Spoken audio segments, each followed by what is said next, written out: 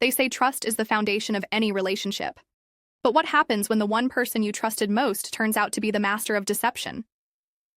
I still remember the night it all began to unravel. It was a Thursday evening, nothing out of the ordinary. I had just put dinner on the stove when my phone buzzed. It was a text from Nathan, my boyfriend of 4 years. Helping a friend move. Might be late tonight, don't wait up.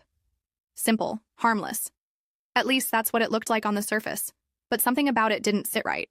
Maybe it was the vagueness, maybe it was how cold it sounded, or maybe it was just intuition, that deep, unexplainable whisper in your gut that tells you something's off. I tried to brush it off, told myself I was overthinking. I even replied with, "No problem, stay safe, love you." He didn't respond, and that was the moment the silence started screaming. Nathan had always been charismatic, dependable, the kind of guy who opened jars and held your hand in public. Our friends said we were solid, that we balanced each other. I had believed that. I had believed him, every word, every excuse, every promise. But that night, as I sat at the dinner table alone, staring at 2 plates of untouched pasta, something inside me cracked. I opened his location on my phone, a feature we had both agreed to share early in the relationship for safety. It showed he was 25 minutes away, in a neighborhood I didn't recognize. Not even close to where his supposed friend lived. Still, I gave him the benefit of the doubt. Maybe they were grabbing dinner? Maybe there was a change of plans? But I couldn't shake the unease. So I called. Straight to voicemail. I called again. Voicemail. By 11 p.m., my heart was pounding. I was no longer curious. I was panicking. I grabbed my keys, jumped in the car, and drove. Not even sure what I was looking for. Maybe clarity, maybe the truth, maybe just confirmation that I wasn't losing my mind. When I pulled up to the address on his location, my hands were trembling. It was a small house, porch light on, a silver car in the driveway. His car. I sat there for a while, hidden behind the wheel, watching. Then I saw her. Her name was Kayla. I recognized her instantly from social media. One of those women who liked too many of his posts and left flirty comments he always claimed were just friendly. She stepped out onto the porch in a silk robe, barefoot, laughing into her phone. And then I saw him. Nathan, shirt half-buttoned, carrying a takeout bag like he'd just brought her dinner. He kissed her cheek. My entire body went numb. Everything. After that felt like slow motion. I backed the car away quietly. No confrontation, no screaming. I didn't even cry, at least not until I got home and shut the door behind me. I slid to the floor of our apartment and let it all pour out, the disbelief, the heartbreak, the humiliation. He wasn't helping a friend. He was helping himself, to someone else. And he had looked me in the eye that very morning and said, "I love you." That was the night the old version of me died. The trusting girlfriend, the fool. What Nathan didn't know, and what Kayla surely didn't expect, was that I wasn't going to be quiet. I wasn't going to beg or plead. No. I was going to expose them. I was going to burn the whole lie down, brick by brick. And when I was finished, everyone would know exactly who Nathan really was. The morning after I saw them together, I didn't say a word. Not because I forgave him. Not because I was scared. But because I needed clarity. I needed to see how deep the betrayal went before I made my move. And more importantly, I needed to see how long he'd keep lying to my... Big said he came home around 7 a.m., acting like nothing had happened. He smelled like someone else's perfume, but he kissed my forehead, dropped his bag by the door, and said, "You're up early." I stared at him, heart pounding. "Couldn't sleep," I replied, my voice steady. He nodded, heading straight. To the shower, the audacity, the complete lack of remorse. That's when I knew. This wasn't a one-time slip. It wasn't some heat-of-the-moment mistake.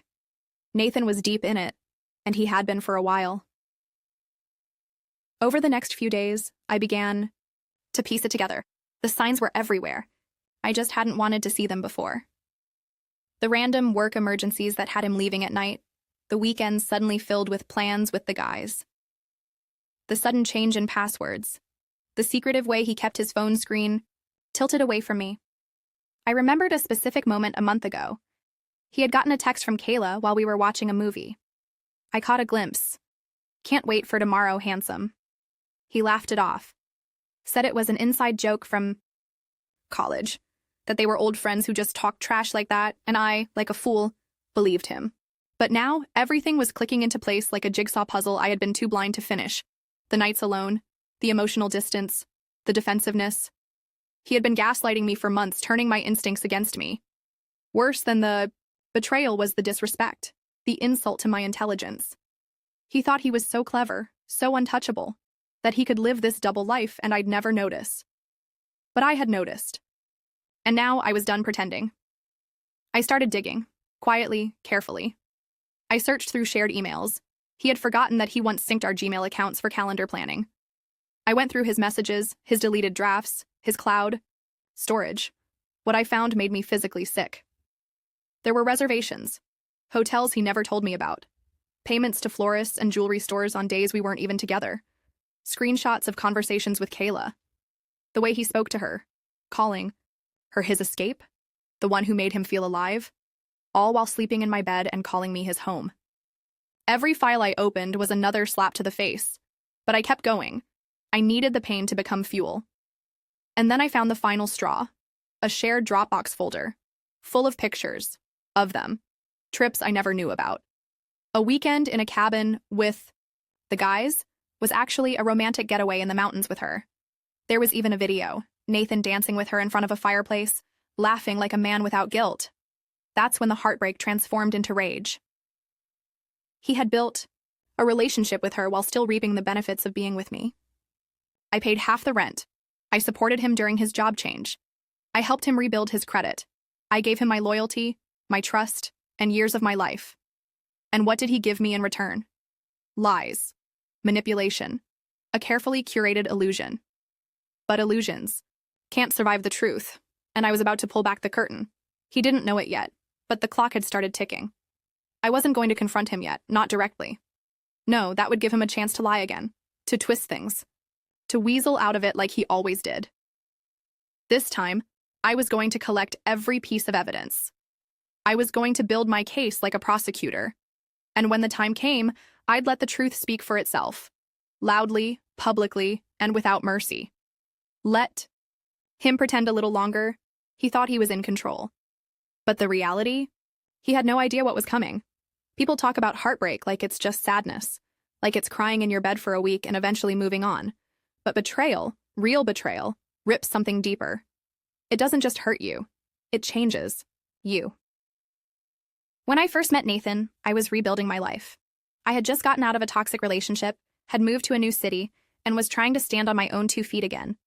Nathan came into my life like calm after a storm.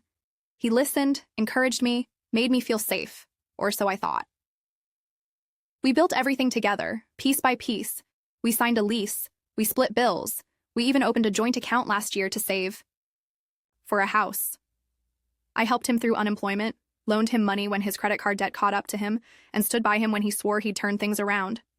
But all that time he was building a second life. With her. It wasn't just emotional betrayal, it was practical sabotage. I had invested in us. Time, money, love, trust.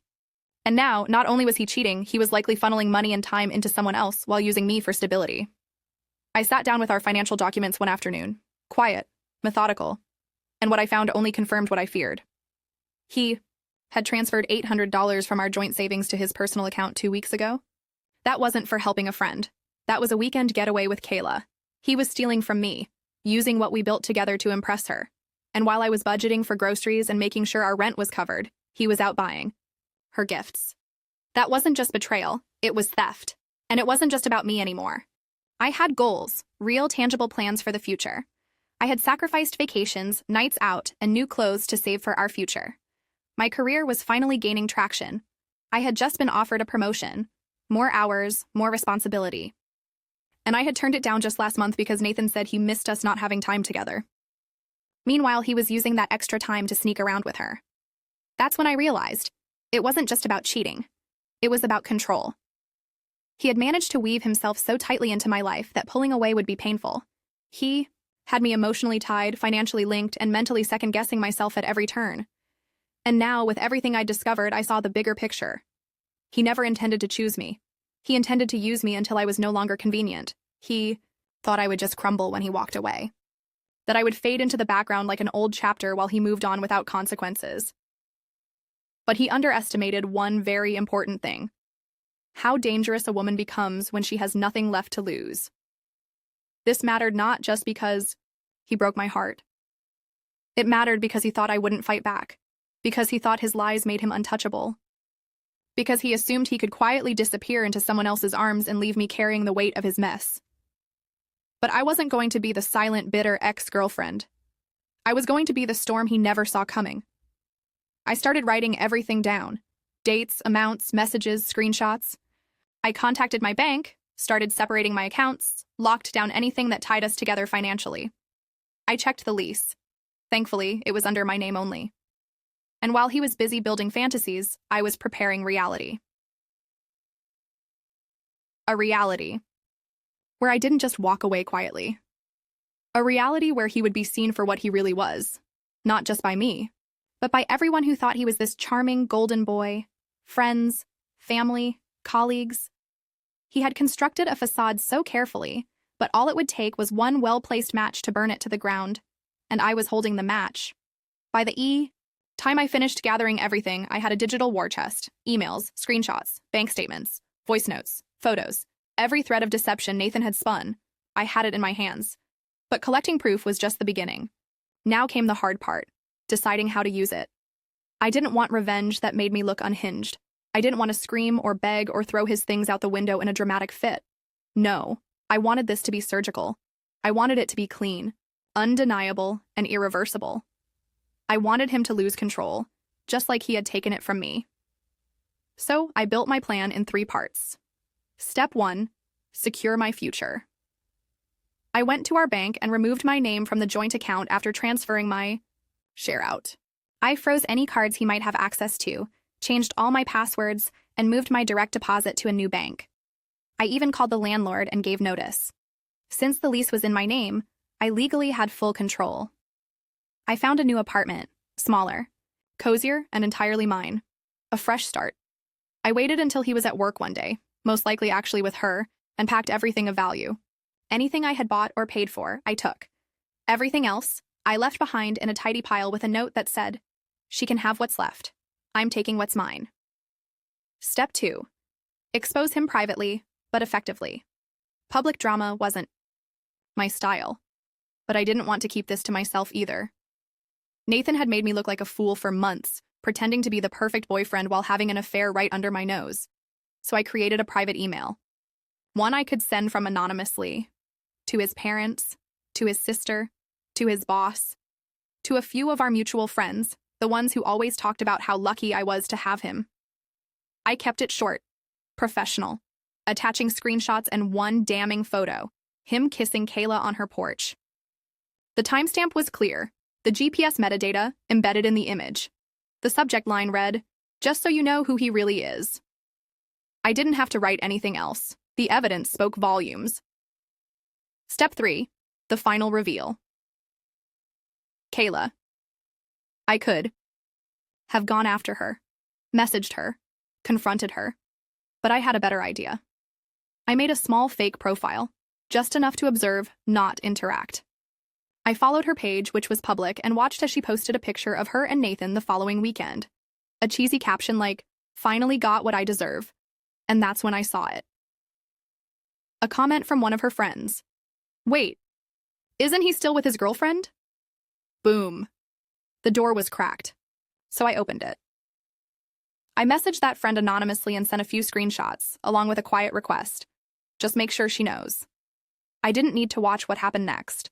The ripple effect would do the job for me. Nathan would walk into Kayla's arms thinking he was home free, only to be met with questions, accusations, and doubt.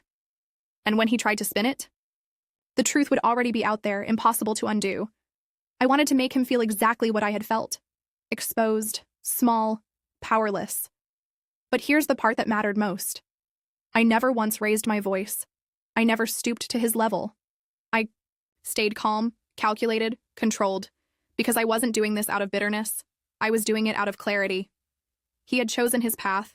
I was simply helping him walk it, with the whole world watching. And with each move I made, I felt something I hadn't felt in months: power, confidence, peace. The plan was in motion. Now it was only a matter of time. With the plan in place, all that remained was execution. Every step had to be methodical. No confrontation, no chaos. I wanted the truth to do all the damage for me, and it started with the small things, subtle, quiet shifts that he wouldn't notice until it was far too late. 1. The digital lockdown. The first thing I did was cut off his access to anything remotely tied to me. I changed the passwords to my email, streaming services, shopping accounts, even the Wi-Fi in the apartment. I didn't make a big show of it. I just quietly vanished from the shared digital space we'd created. Then I went deeper. I enabled two-factor authentication on everything, set up new security questions, and made sure he couldn't use my old information to weasel back in. I ordered a credit report and put a fraud alert on my accounts, just in case. I knew Nathan. If things turned messy, he might try to retaliate by doing something underhanded. I wasn't going to leave any doors open. The financial split. The joint account was already dealt with, but I went further. I pulled every financial record we'd shared over the last 2 years. I highlighted every transaction I could prove. He used for her gifts, hotels, dinners. I created a spreadsheet with dates, amounts, receipts. Then I sent him a message. You have 10 days to pay back your half of what you used from the joint account for non-shared expenses. If not, I'll be forwarding this to a small claims attorney. This isn't about emotion. It's business. He didn't reply, but the money appeared in my account 3 days later. The quiet exit. While he was out one weekend, I moved the last of my things to my new apartment. My name was on the lease, so I informed the landlord I'd be terminating it early and handling the fees myself. Then I left the keys on the kitchen table and walked out for the last time. No note, no goodbye. Just freedom. The social reversal. This was where the public reckoning began. I didn't rant on Facebook or post a breakup tirade. I just quietly changed my relationship status, deleted the pictures of us, and archived the posts that tied me to him. Within hours, messages started rolling in from mutual friends. Hey, what happened? Are you okay? I saw Kayla post something weird. I gave them nothing. Just a short response. Ask Nathan. And that was all it took. Curiosity became suspicion, and when people started connecting the dots and saw the screenshots that had quietly circulated, they knew some friends dropped him. Others just stopped responding to him, and one of his closest buddies messaged me to say, "You didn't deserve any of that. I'm sorry I didn't see it sooner." Ciao. Reclaiming the narrative. I didn't just want him to lose the lie. I wanted to reclaim my truth. So I did something bold. I booked a photo shoot. Nothing extravagant, just clean, professional shots of me in my new space. Confident, rebuilt. I posted a single photo with a caption that said, "Turns out when you drop the weight of betrayal, you rise a little higher." No names, no drama. But the message was clear. People noticed, the likes rolled in, and Nathan, he stayed silent. Because what could he say? He couldn't spin this, not anymore. The last thread. I left one piece dangling, just to see if he'd tug it. I logged into the old shared calendar one last time and set a single event for the following weekend. Reminder. She knows. That was the final message. The last trace. And then I deleted the account. Nathan had been so sure he had me wrapped around his finger that I'd scream, cry, beg him to stay. Instead, I dismantled everything he built with the quiet grace of someone who knew their worth. And as I checked off each item on my list, I didn't just feel justice, I felt reborn. The war was quiet, but it was mine. And I had won every battle. The funny thing about truth is, it doesn't need to shout. It just waits, silent, heavy, and when it lands hard. The final confrontation wasn't what most people might imagine. No dramatic shouting in a coffee shop, no broken plates, no tearful goodbye on a rainy street. It was much colder than that. It came in the form of a message from Nathan, 3 weeks after I disappeared from his life. "Can we talk?" I stared at my screen unmoved. The audacity was almost impressive. After months of deceit, theft, and betrayal, he still thought he could walk back in like nothing happened. Like I owed him closure. But I didn't respond. Instead, I waited. A few hours later, he showed up at my new place. I hadn't given him the address. He must have asked someone, or maybe followed one of the photos I'd posted and pieced it together. Either way, I heard the knock, looked through the peephole, and there he was. Nathan. Same smug face, only now it was cracked with panic. I opened the door just wide enough to be heard. "Whatever you think you're here for, you're not getting it," I said. "I just want to talk, please. Everything's been blowing up. Kayla's mad. My parents won't even answer my calls.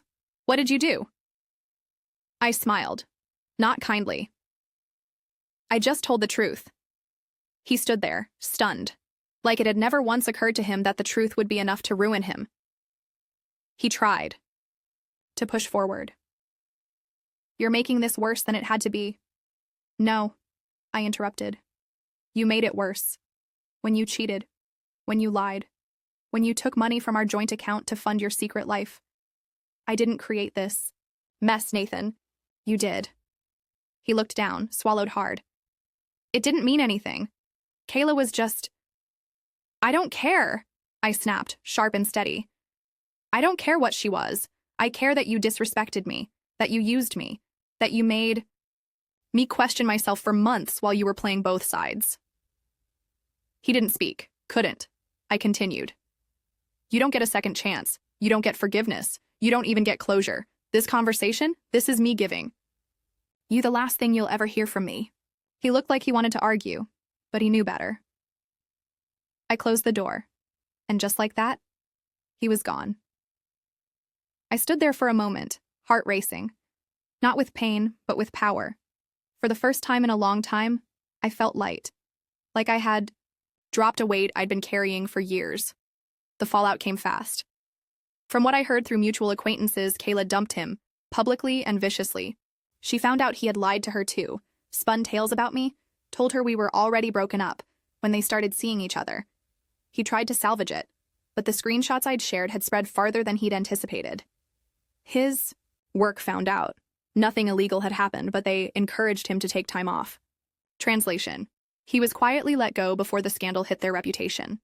Friends distanced themselves. His own sister sent me a message. "I'm so sorry. You deserved so much better. We believed him, and we were wrong." But the best part? Didn't have to scream. I didn't have to break down. I just exposed the truth, and let karma do the rest. I started over, in a place that was mine, with peace in my home, clarity in my heart, and no trace of him anywhere near my life. The woman who had once cried over broken promises now stood taller, because she had taken the worst betrayal and turned it into the greatest comeback. Nathan thought he was untouchable. He thought I would stay quiet. But I made sure his lies came back to haunt him, loudly, clearly, and permanently. And in the end, I didn't just walk away. I rose.